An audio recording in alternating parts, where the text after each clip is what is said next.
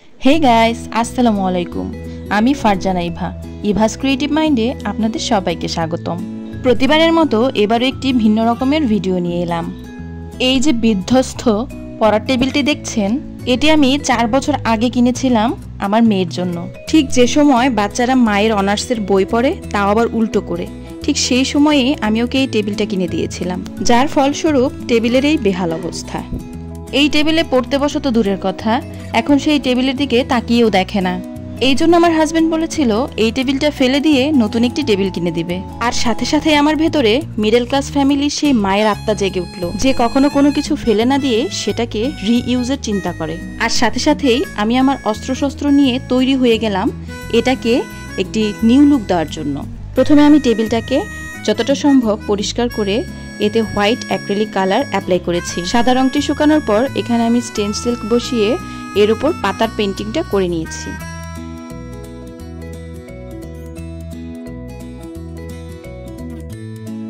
যেহেতু ইফরার টেবিল, তাই ওর পছন্দের পিঙ্ক কালারের ফুল এঁকে দিচ্ছি। আমি পেইন্ট করতে থাকি, আর আপনারা এই ফাঁকে আমার চ্যানেলটিকে লাইক, শেয়ার, সাবস্ক্রাইব করে দিন। আর যারা ফেসবুক থেকে দেখছেন তারা অবশ্যই লাইক, শেয়ার, ফলো করতে ভুলবেন না। পেইন্ট করা কমপ্লিট, এবার এটি শুকানোর পালা।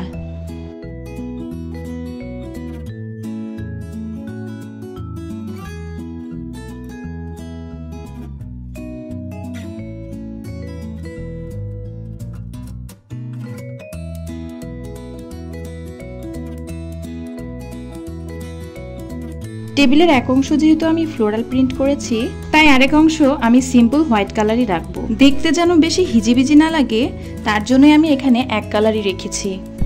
পেইন্ট করা শেষ হলে এটিকে খুব ভালো করে শুকিয়ে নেব। এত কষ্ট করে পেইন্টিং করার পর অবশ্যই কেউ চাইবে না যে তার পেইন্টিংটা খুব তাড়াতাড়ি নষ্ট হয়ে যাক।